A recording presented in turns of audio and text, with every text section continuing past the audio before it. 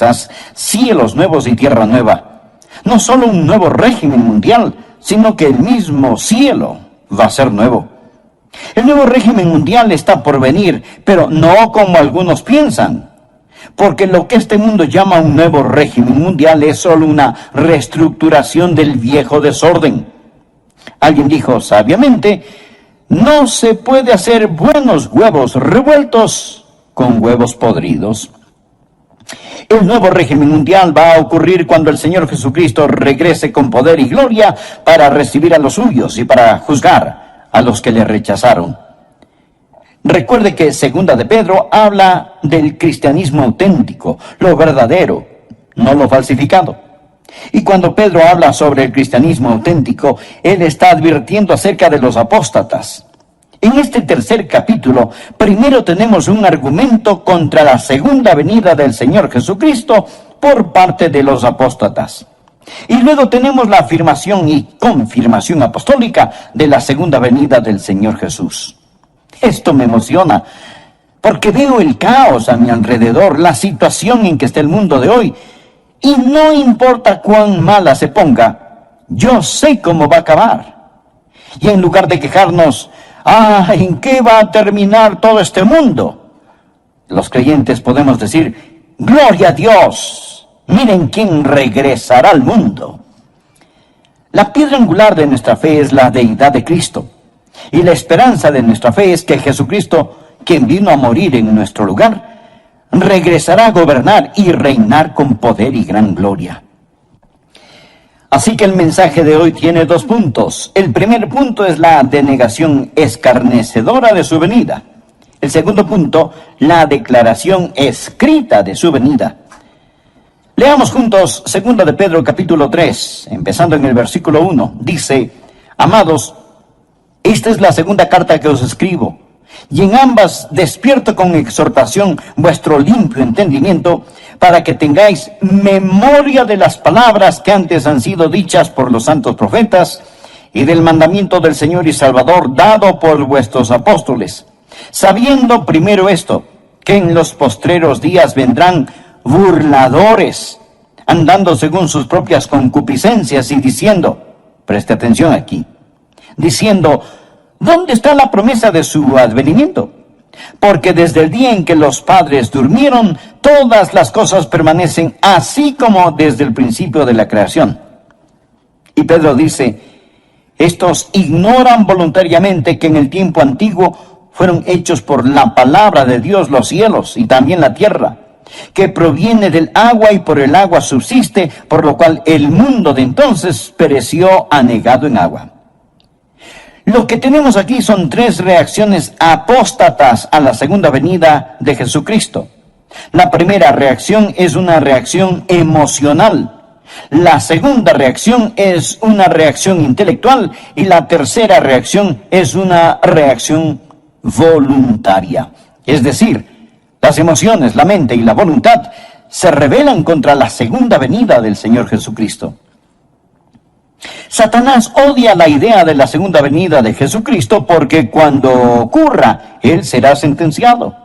El reino del terror de Satanás se vendrá abajo. Será cuando los santos seremos honrados, glorificados y bendecidos. Por ello, el diablo ha apuntado toda la artillería del infierno contra la idea de la segunda venida del Señor. El primer punto es la denegación escarnecedora o burla de su venida. La primera reacción es una reacción emocional. Dice la palabra, en los postreros días vendrán burladores. Es un argumento emocional. Existen aquellos que simplemente se reirán y se burlarán de la segunda venida.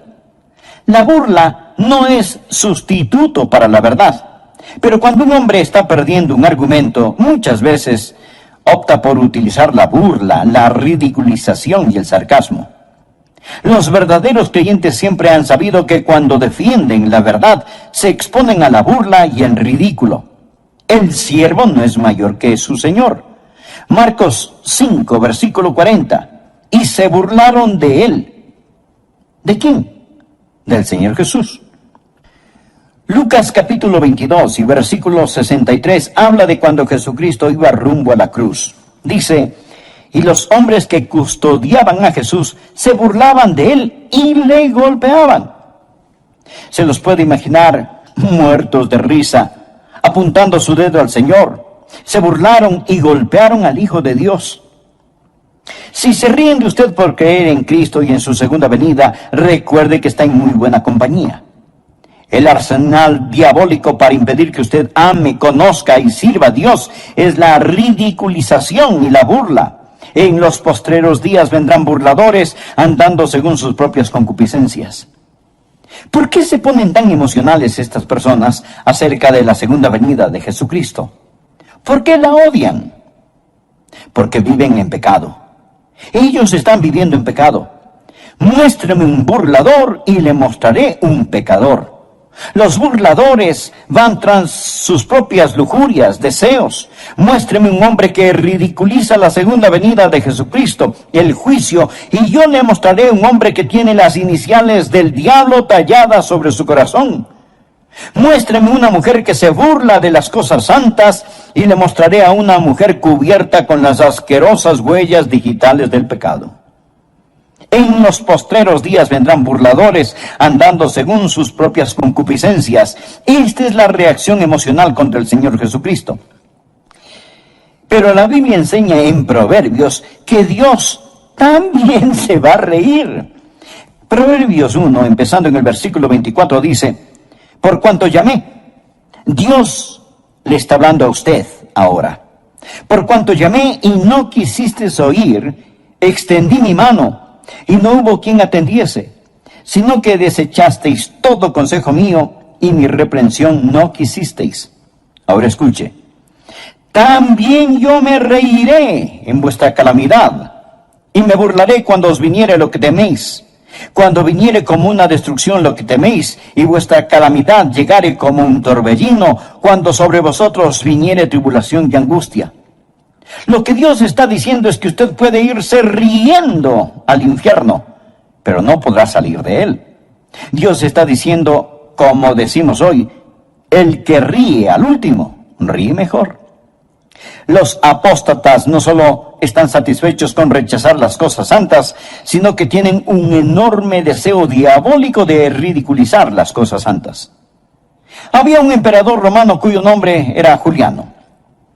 Cuando él era un joven, profesó conocer al Señor Jesucristo y ser un creyente, pero nunca se convirtió verdaderamente. Llegó a ser un apóstata y persiguió a los creyentes con todo su poder, ridiculizando la fe cristiana. Juliano, el apóstata, tenía un amigo de la niñez cuyo nombre era Agatón. Ellos crecieron juntos. Después de muchos años se encontraron. Agatón era un creyente que servía fielmente al Señor día tras día. Cuando Juliano el emperador se encontró con Agatón, le dijo: Agatón, ¿cómo le va a tu amigo el carpintero de Nazaret? Tiene suficiente trabajo. Le están saliendo algunos trabajitos como carpintero. Y Agatón muy serenamente le respondió: oh sí, Juliano, él tiene mucho que hacer. De hecho, él está muy ocupado haciendo un ataúd para tu imperio. Él era un profeta, porque en 2 años Juliano murió en una batalla y su imperio comenzó a desmantelarse. La historia nos dice que cuando Juliano el apóstata estaba tendido en el campo de batalla, se metió la mano en su herida mortal y tomó un puñado de sangre y la lanzó a los cielos y exclamó: has vencido, oh Galileo. Los burladores aman su pecado y argumentan contra el juicio y la segunda venida de Jesucristo. Es una reacción emocional. Pero existe la segunda reacción, la reacción intelectual. Por favor, leamos el versículo 4. Dice: los burladores andando según sus propias concupiscencias y diciendo: ¿dónde está la promesa de su advenimiento? Porque desde el día en que los padres durmieron, ahora escuche, todas las cosas permanecen así como desde el principio de la creación. Lo que ellos están diciendo es que si Jesucristo regresa en poder y gloria, si fuera a haber un nuevo cielo y una nueva tierra, lo que eso significaría es que habría una interrupción en el reino de las leyes naturales. Ellos dicen: Nosotros, los eruditos, los intelectuales, hemos encontrado que desde la creación no ha habido cosa semejante, y no hay ninguna razón para creer que Jesucristo va a venir, ni para creer que habrá un nuevo planeta Tierra. Esto, amigos, es puro materialismo. Todo continúa igual. Ven la creación desde un punto de vista científico. Es una apelación a la inteligencia, y aquí está el argumento. Nunca nada cataclísmico ha ocurrido, y no hay ninguna razón para creer que algo cataclísmico sucederá. Porque desde el día en que los padres durmieron, todas las cosas permanecen, así como desde el principio de la creación. Ellos dicen, escuche, mi bisabuelo esperaba la segunda venida de Jesucristo. Así que no se preocupen, todo continuará igual, no pasará nada. Imagínese a un niño en el tiempo de Noé. Él llega todo preocupado y le dice a su papá, papi, escuché a un hombre llamado Noé. Dice que Dios va a destruir el mundo con un diluvio y está construyendo un gran barco. Él lo llama el arca. Dice que si creemos en su Dios, nos podemos salvar y entrar en el arca cuando venga el diluvio.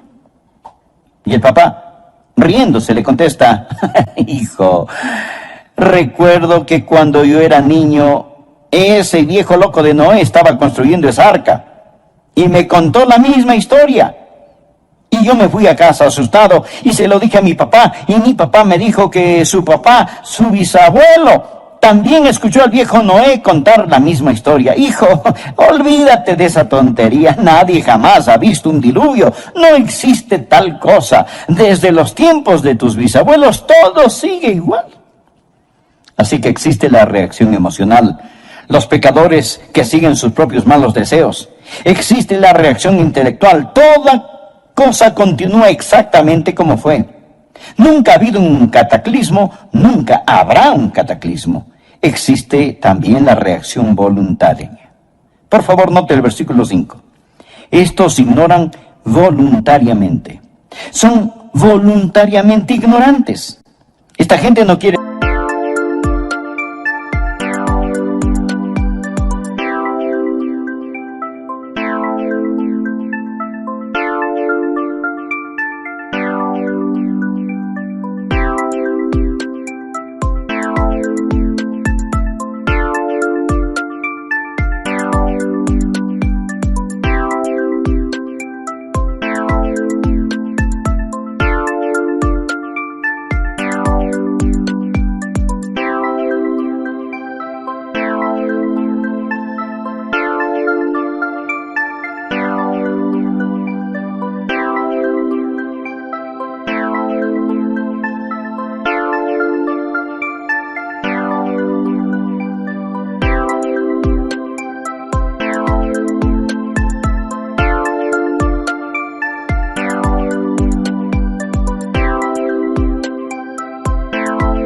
saber, ni quiere entender, porque si admiten la verdad de que Jesucristo va a regresar en juicio, esto significa que tendrán que cambiar su estilo de vida. Piensan que si de algún modo cierran sus mentes y sus corazones a esta verdad, todo estará bien. En eso se parecen a las avestruces. Esconden su cabeza en la arena. Son voluntariamente ignorantes. Ellos no quieren saber. Y no pueden encontrar a Dios por la misma razón que un ladrón no puede encontrar a un policía. Juan capítulo 3, versículo 19 dice, la luz vino al mundo y los hombres amaron más las tinieblas que la luz. ¿Por qué? Porque sus obras eran malas. Mi amigo, el mundo está lleno de ellos. Usted habla con las personas sobre ponerse en paz con Dios, les habla sobre la segunda venida de Jesucristo y lo cortan, lo paran, no quieren oír, no quieren saber. El problema no está en sus mentes, el problema está en sus corazones. Romanos capítulo 1 habla de ellos que detienen con injusticia la verdad, son voluntariamente ignorantes y su reacción emocional, intelectual y voluntaria sirve para negar esa gran verdad, la gloriosa verdad bíblica de la segunda venida del Señor Jesucristo. El segundo punto, la declaración escrita de su venida. Ya escuchamos a los apóstatas con su denegación escarnecedora. Ahora escuchemos a los apóstoles con su declaración escrita. Simón Pedro da 3 respuestas apostólicas a los argumentos o reacciones apóstatas para reafirmar la segunda venida de Jesucristo. La primera es su memorable promesa. Su memorable promesa. Leamos el versículo 1. Amados, esta es la segunda carta que os escribo, y en ambas despierto con exhortación vuestro limpio entendimiento para que tengáis memoria. Por favor, subraye la palabra memoria. Para que tengáis memoria de las palabras que antes han sido dichas por los santos profetas y del mandamiento del Señor y Salvador dado por vuestros apóstoles. Bien. ¿Cuáles eran esas palabras? Una promesa.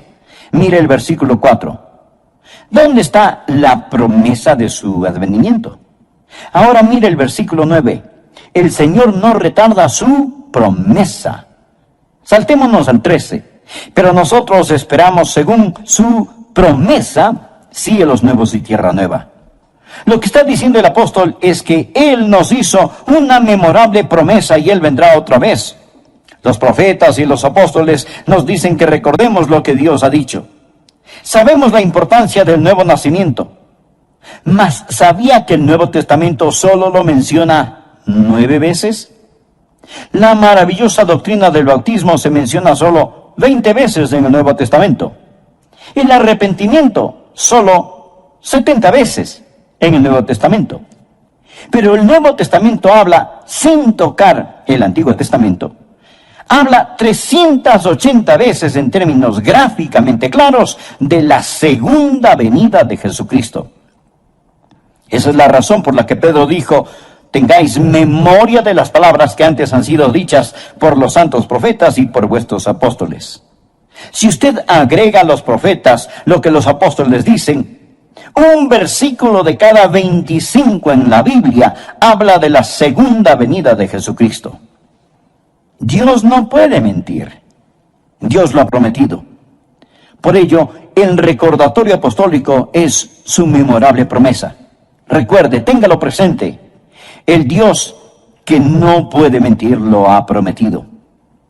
Segundo, Pedro nos recuerda de su magno poder. Recuerda lo que ellos dicen. Los apóstatas dicen, todo continúa igual. No hay ninguna interrupción en el reino de las leyes naturales. Pedro les responde, ustedes son ignorantes por su propia voluntad de 2 cosas. La primera aparece en el versículo 5. Estos ignoran voluntariamente que en el tiempo antiguo fueron hechos por la palabra de Dios, los cielos y también la tierra, que proviene del agua y por el agua subsiste, por lo cual el mundo de entonces pereció anegado en agua. Ahora Pedro les dice, mire señor escéptico, mire señor apóstata, usted dice que nunca nada cataclísmico ha ocurrido. ¿Y qué de la creación? Dios habló y fue hecho. Dios con su palabra creó el mundo y los universos. Él habló y se hizo. Con su palabra suspendió la luna, el sol, las estrellas. Dios lo hizo todo por medio de su palabra. Pedro les está recordando sobre el magno poder de Dios. Los escépticos modernos y ateos de hoy intentan encontrar el origen de la vida. Pero no nos preocupemos del origen de la vida. Vamos más allá. Hablemos del origen de la materia. Usted dirá, bueno, la vida empezó espontáneamente en alguna sopa prebiológica, pero ¿de dónde salió la sopa prebiológica? Amigo, de la nada. Nada sale. Por medio de la palabra de Dios todo fue creado. Dios con su palabra ordenó la creación, pero también ordenó un cataclismo. Verso 5. Estos ignoran voluntariamente. Primero, habló para la creación, que en el tiempo antiguo fueron hechos por la palabra de Dios los cielos y también la tierra que proviene del agua y por el agua subsiste. La segunda vez habló para describir el cataclismo, por lo cual el mundo de entonces pereció anegado en agua. La palabra anegado o inundado es de donde tomamos cataclismo. En el griego suena como cataclismo.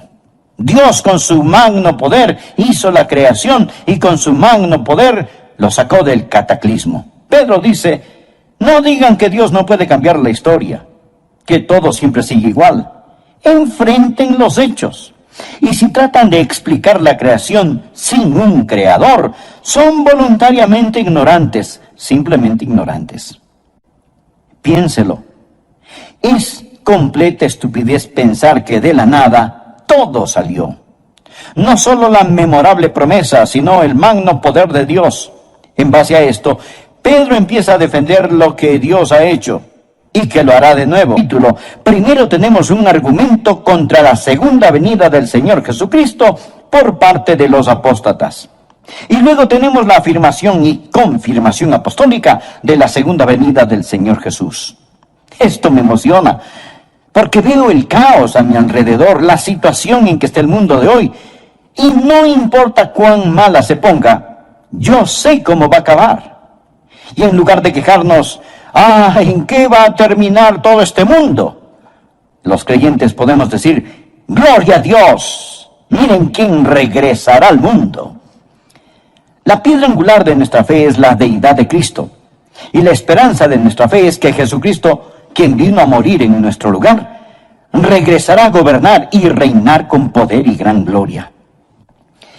Así que el mensaje de hoy tiene 2 puntos. El primer punto es la denegación escarnecedora de su venida. El segundo punto, la declaración escrita de su venida. Leamos juntos 2 de Pedro capítulo 3, empezando en el versículo 1. Dice, amados, esta es la segunda carta que os escribo, y en ambas despierto con exhortación vuestro limpio entendimiento, para que tengáis memoria de las palabras que antes han sido dichas por los santos profetas, y del mandamiento del Señor y Salvador dado por vuestros apóstoles, sabiendo primero esto, que en los postreros días vendrán burladores, andando según sus propias concupiscencias y diciendo, preste atención aquí, diciendo, ¿dónde está la promesa de su advenimiento? Porque desde el día en que los padres durmieron, todas las cosas permanecen así como desde el principio de la creación. Y Pedro dice, estos ignoran voluntariamente que en el tiempo antiguo fueron hechos por la palabra de Dios los cielos y también la tierra, que proviene del agua y por el agua subsiste, por lo cual el mundo de entonces pereció anegado en agua. Por favor, note el versículo 5. Estos ignoran voluntariamente. Son voluntariamente ignorantes. Esta gente no quiere saber, ni quiere entender, porque si admiten la verdad de que Jesucristo va a regresar en juicio, esto significa que tendrán que cambiar su estilo de vida. Piensan que si de algún modo cierran sus mentes y sus corazones a esta verdad, todo estará bien. En eso se parecen a las avestruces. Esconden su cabeza en la arena. Son voluntariamente ignorantes. Ellos no quieren saber. Y no pueden encontrar a Dios por la misma razón que un ladrón no puede encontrar a un policía. Juan capítulo 3, versículo 19 dice, la luz vino al mundo y los hombres amaron más las tinieblas que la luz. ¿Por qué? Porque sus obras eran malas. Mi amigo, el mundo está lleno de ellos. Usted habla con las personas sobre ponerse en paz con Dios, les habla sobre la segunda venida de Jesucristo y lo cortan, lo paran, no quieren oír, no quieren saber. El problema no está en sus mentes, el problema está en sus corazones. Romanos capítulo 1 habla de ellos que detienen con injusticia la verdad, son voluntariamente ignorantes y su reacción emocional, intelectual y voluntaria sirve para negar esa gran verdad, la gloriosa verdad bíblica de la segunda venida del Señor Jesucristo. El segundo punto, la declaración escrita de su venida. Ya escuchamos a los apóstatas con su denegación escarnecedora. Ahora escuchemos a los apóstoles con su declaración escrita. Simón Pedro da 3 respuestas apostólicas a los argumentos o reacciones apóstatas para reafirmar la segunda venida de Jesucristo. La primera es su memorable promesa. Su memorable promesa. Leamos el versículo 1. Amados, Esta es la segunda carta que os escribo, y en ambas despierto con exhortación vuestro limpio entendimiento, para que tengáis memoria. Por favor, subraye la palabra memoria. Para que tengáis memoria de las palabras que antes han sido dichas por los santos profetas y del mandamiento del Señor y Salvador dado por vuestros apóstoles. Bien, ¿cuáles eran esas palabras? Una promesa. Mire el versículo 4. ¿Dónde está la promesa de su advenimiento? Ahora mire el versículo 9. El Señor no retarda su promesa. Saltémonos al 13. Pero nosotros esperamos, según su promesa, cielos nuevos y tierra nueva. Lo que está diciendo el apóstol es que Él nos hizo una memorable promesa y Él vendrá otra vez. Los profetas y los apóstoles nos dicen que recordemos lo que Dios ha dicho. Sabemos la importancia del nuevo nacimiento. Mas, ¿sabía que el Nuevo Testamento solo lo menciona 9 veces? La maravillosa doctrina del bautismo se menciona solo 20 veces en el Nuevo Testamento. El arrepentimiento solo 70 veces en el Nuevo Testamento. Pero el Nuevo Testamento habla, sin tocar el Antiguo Testamento, habla 380 veces en términos gráficamente claros de la segunda venida de Jesucristo. Esa es la razón por la que Pedro dijo: tengáis memoria de las palabras que antes han sido dichas por los santos profetas y por vuestros apóstoles. Si usted agrega a los profetas lo que los apóstoles dicen, un versículo de cada 25 en la Biblia habla de la segunda venida de Jesucristo. Dios no puede mentir. Dios lo ha prometido. Por ello, el recordatorio apostólico es su memorable promesa. Recuerde, téngalo presente. El Dios que no puede mentir lo ha prometido. Segundo, Pedro nos recuerda de su magno poder. Recuerda lo que ellos dicen. Los apóstatas dicen: todo continúa igual. No hay ninguna interrupción en el reino de las leyes naturales. Pedro les responde: ustedes son ignorantes por su propia voluntad de dos cosas. La primera aparece en el versículo 5. Estos ignoran voluntariamente que en el tiempo antiguo fueron hechos por la palabra de Dios los cielos y también la tierra, que proviene del agua y por el agua subsiste, por lo cual el mundo de entonces pereció anegado en agua. Ahora Pedro les dice: mire, señor escéptico, mire, señor apóstata, usted dice que nunca nada cataclísmico ha ocurrido. ¿Y qué de la creación? Dios habló y fue hecho. Dios con su palabra creó el mundo y los universos. Él habló y se hizo. Con su palabra suspendió la luna, el sol, las estrellas. Dios lo hizo.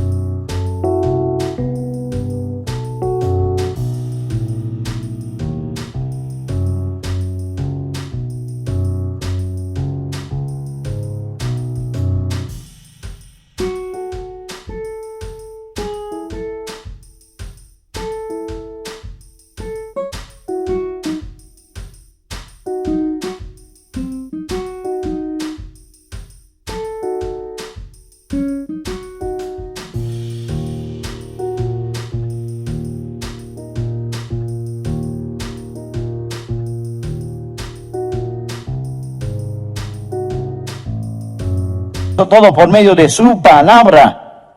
Pedro les está recordando sobre el magno poder de Dios. Los escépticos modernos y ateos de hoy intentan encontrar el origen de la vida. Pero no nos preocupemos del origen de la vida. Vamos más allá. Hablemos del origen de la materia. Usted dirá: bueno, la vida empezó espontáneamente en alguna sopa prebiológica, pero ¿de dónde salió la sopa prebiológica? Amigo, de la nada, nada sale. Por medio de la palabra de Dios todo fue creado. Dios con su palabra ordenó la creación, pero también ordenó un cataclismo. Verso 5. Estos ignoran voluntariamente. Primero, habló para la creación. que en el tiempo antiguo fueron hechos por la palabra de Dios los cielos y también la tierra que proviene del agua y por el agua subsiste. La segunda vez habló para describir el cataclismo, por lo cual el mundo de entonces pereció anegado en agua. La palabra anegado o inundado es de donde tomamos cataclismo. En el griego suena como cataclismo. Dios con su magno poder hizo la creación y con su magno poder lo sacó del cataclismo. Pedro dice, no digan que Dios no puede cambiar la historia, que todo siempre sigue igual. Enfrenten los hechos. Y si tratan de explicar la creación sin un creador, son voluntariamente ignorantes, simplemente ignorantes. Piénselo. Es completa estupidez pensar que de la nada todo salió. No solo la memorable promesa, sino el magno poder de Dios. En base a esto, Pedro empieza a defender lo que Dios ha hecho y que lo hará de nuevo, pero esta vez no con agua, sino con fuego. Versículo 7. Pero los cielos y la tierra que existen ahora están reservados por la misma palabra, o sea, la misma palabra con que los creó, guardados para el fuego en el día del juicio y de la perdición de los hombres impíos. Note la frase, guardados para el fuego. El señor Kenneth Wuest, un erudito del griego, dice que esto literalmente significa que los cielos y la tierra ahora mismo están almacenados con fuego. Es palabra de donde tomamos la palabra tesorería, es decir, este mundo es una tesorería de fuego. El universo entero está guardado con fuego. La naturaleza subatómica del universo nos dice que todo no es materia, sino que realmente es fuego. El hombre solía pensar que la partícula más pequeña de la materia era el átomo. Pero ahora sabemos sobre la naturaleza subatómica del átomo, y el átomo tiene un núcleo. Este tiene una carga eléctrica positiva, y girando a su alrededor están los electrones, y estos son negativos. Por eso existe una atracción y se mantienen unidos.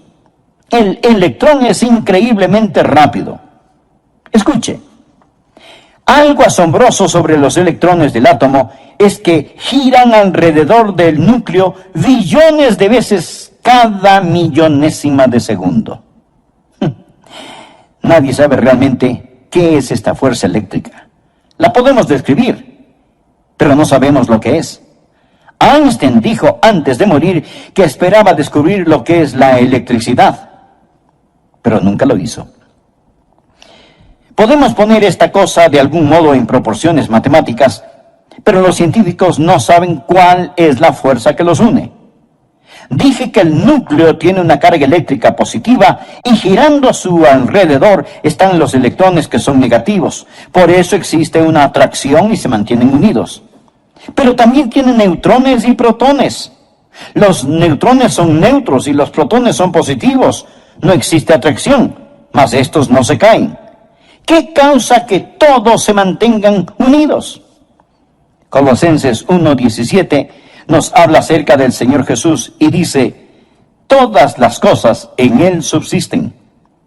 Significa que Él lo sostiene todo, ya sean los planetas en órbita o los electrones que giran alrededor del núcleo de un átomo. Él es la goma de las galaxias, el Señor Jesucristo.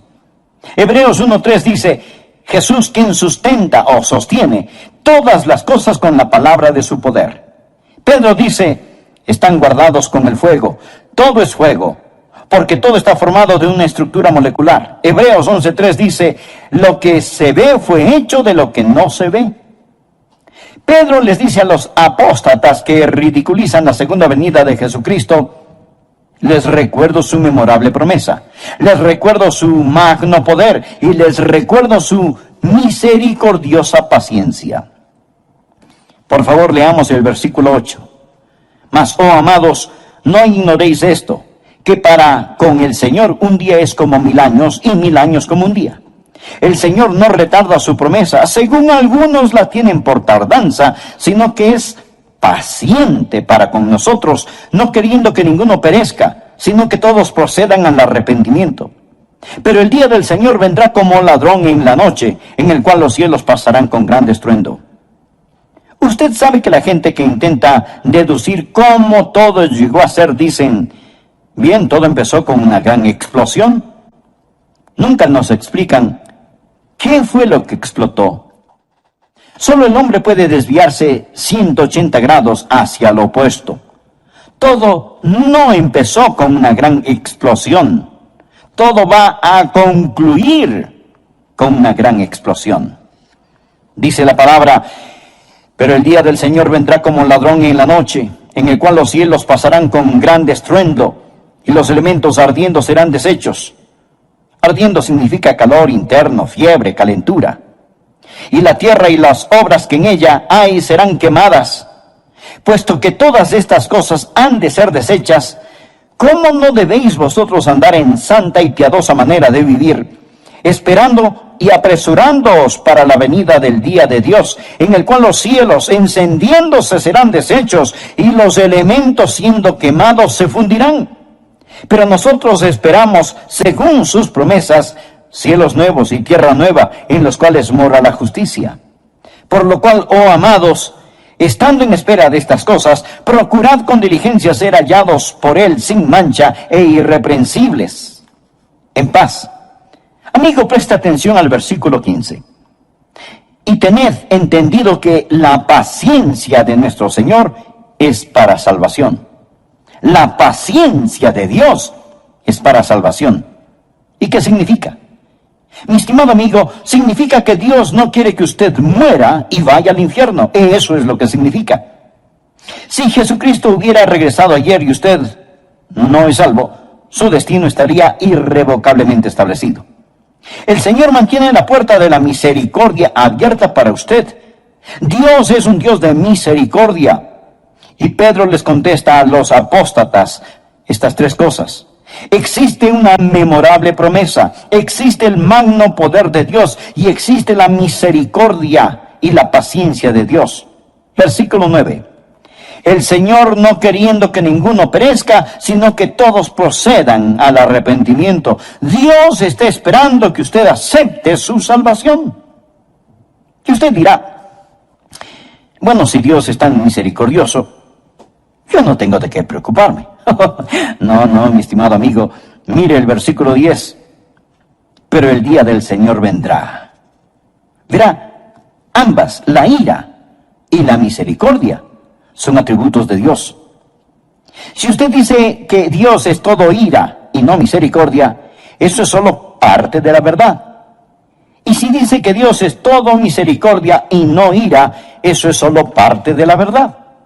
Cuando usted toma solo parte de la verdad y la convierte en toda la verdad, se vuelve una falsedad.